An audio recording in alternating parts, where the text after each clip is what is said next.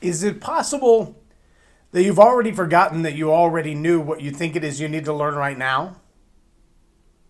Yeah, let that settle in for a minute. I know I've encountered people, and it's usually an old guy phrase. And when I say an old guy, I don't mean that offensively. I mean usually the seasoned veterans of life that have been around for a minute, that when you ask them something about a particular topic, someone around them will say something like, he's already forgotten more than you'll ever know about XYZ topic, plumbing or contracting or building or mowing or whatever. He's already forgotten or she's already forgotten more than you'll ever know about this topic. It's a pretty common phrase. But here's the question. In the ways of leadership, do you find that you're still trying to learn stuff that you already know, but don't do? Welcome to Leading Leaders Podcast. 5-minute videos, 5 days a week. I'm J Loren Norris with Leading Leaders Podcast. And I am reminded in myself that there are a lot of things that I get to the end of a process and I think when I'm finished, wow, if I'd just done that, this whole thing would have been a whole lot easier. If I'd measured twice and cut once, as an example. If I'd remember that when measuring a distance that includes a curve, you have to factor for the distance of the curve in the total plane to begin with, because otherwise you can't get around the curve and you end up with a piece that's too short. I wish I'd remembered that I already knew that I've already been down that road. I've already made that mistake. Now, I would ask you, if you were in front of me, to raise your hands and say, yes, I too know now that there are things that, I actually knew them. I just forgot that I knew them. And so I didn't apply them. And now I'm kind of paying the price on the backside of that. I recently heard Patrick Lencioni say, there are a lot of things that we don't need to relearn. We just need to be reminded. We've actually forgotten things that we already know. And so the instruction process isn't as much new information as it is reminder. Let that settle in for a minute. The instruction process isn't as much new information as it is reminder. Sure, we've all got areas that we could grow and expand our knowledge and our understanding, areas that we need to add more data, if you will, to what we know. But then there's also this other gap. And I'm sure Brendan Burchard wasn't the first guy to say it, but he was one of the first ones that really resonated with me the way he said it. When he said, just understand, common sense is not all that common. And common sense is not the problem for most people. It's doing what's common sense, the common action. It's actually taking action on what you know to do. It's one thing to have common sense, but it's not always common practice. Sense and practice, those are different. The ability to take what you know is the right thing and do it consistently, the thing that you know you should be doing every single time, that's a little different, like balancing your checkbook, even if it's completely digital, to look at the amount of money going out and the amount of money coming in. To make a business plan before you jump off into a new venture, to ask yourself, well, how much money could it make? How much money should it make? How much money do I want it to make? And how much money could it make, should it make, and do I want it to make? Maybe 3 totally different numbers, but there are a lot of people that jump into business and they think, well, I'll just make millions. But there's no real clear path to get from where they are to where they want to be. And then there are some who jump into the business. They think, well, whatever it makes will be great, but they're not asking about the ROI. I sat with a potential client just a couple of days ago, and as we were talking, they said, well, there are a lot of people that are selling books out on Facebook, and they're selling lots and lots of books. I said, they are, but if you talk to someone like a Russell Brunson, said on a call not too long ago. Now, this is a guy who does Clickfunnels. Hundreds of millions of dollars have moved through Clickfunnels. And he said, I want you to understand, for every $50,000 that we spend in Facebook ads, we might see $70,000 worth of sales. Now, $70,000 worth of sales is a great thing, but you can't live on a $70,000 income if you've already spent $50,000 on the ads, plus the amount of money that had to go into the process and the people and the platform. That's not a $50,000 net benefit. That's not a $70,000 net benefit. That's a $70,000 gross sales. 50,000 comes out, you got 20,000 left, you got to pay your team and your staff. And so you didn't really make $70,000, but you had a return on investment. So the question you have to ask yourself is, how many times do you have to get that 20,000 to reach the goals that you want to reach? Well, you already knew that, right? You already knew that business doesn't operate on gross sales. Business operates on net sales or net profit after all the other expenses are covered.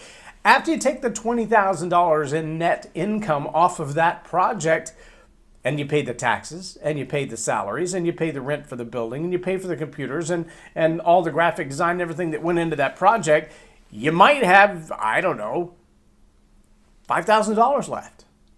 I mean, the taxes alone are going to take almost half of it, right? If you're making $20,000 in gross profit, your tax margin's around 40%. That's most of your money gone. Now what are you going to do with it? So if you've got to look at your business plan and say each project's going to generate $70,000, woohoo! But that $70,000 is only $5,000 worth of net profit after taxes and expenses. How many times do you have to make that $5,000 in net profit before your business is as profitable as you want it to be? Now, I'm not saying anything new.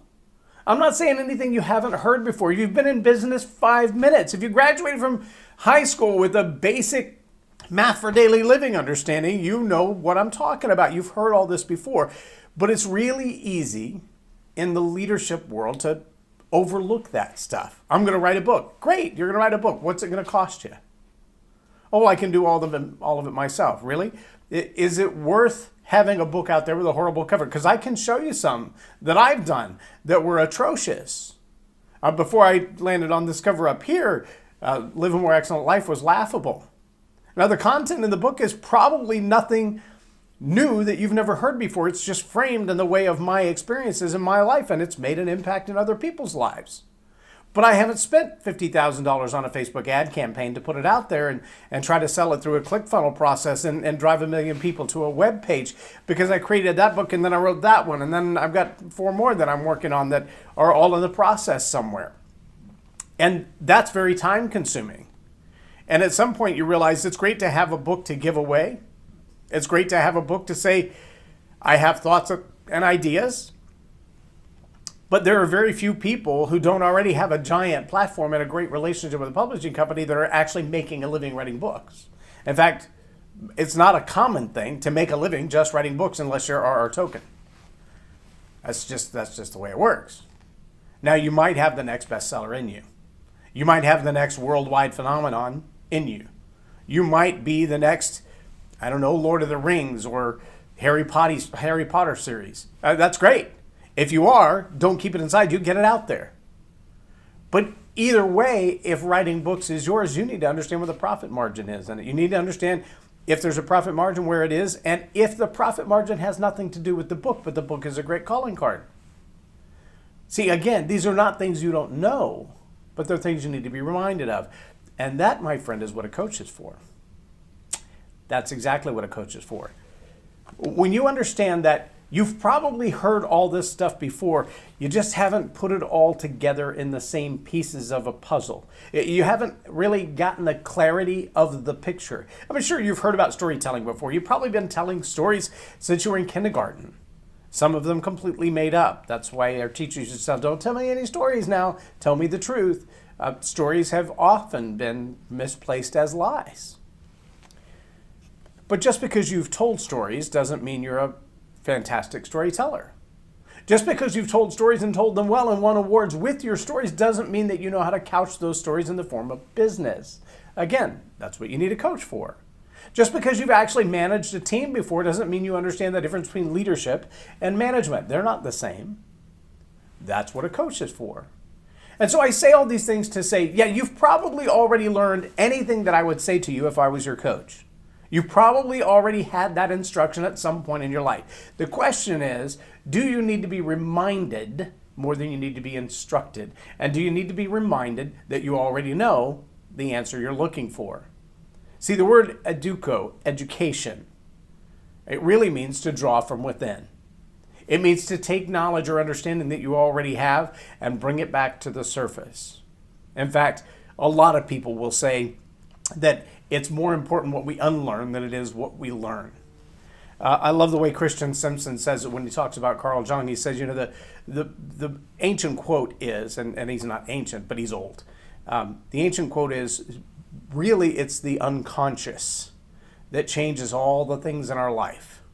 And until we get a hold of that unconscious, it will drive our lives, and we'll call it fate.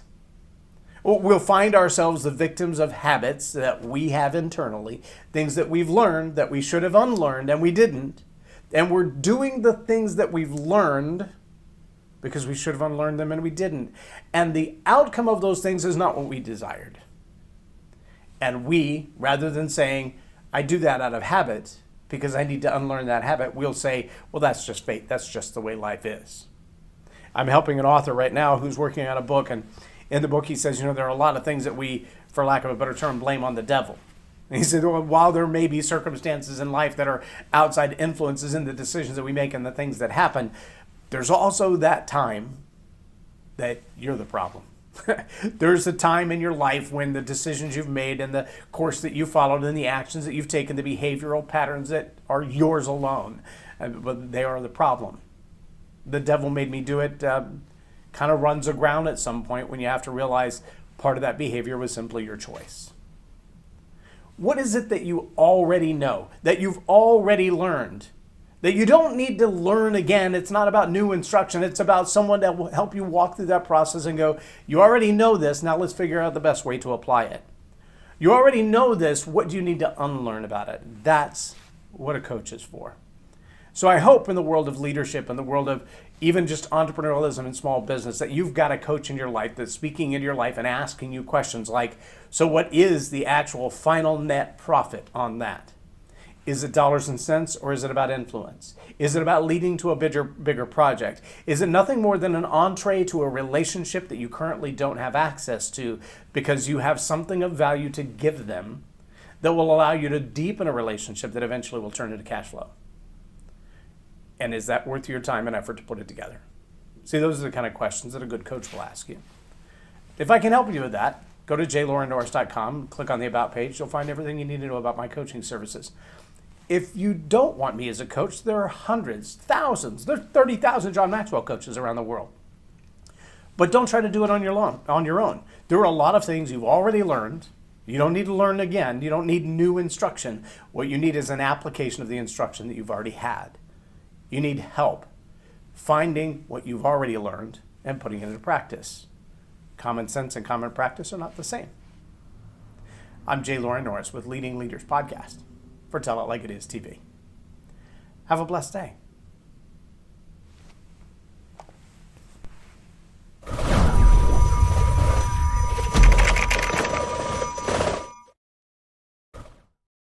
Subscribe now for our extensive video library of leadership lessons promoting faith, family, and freedom.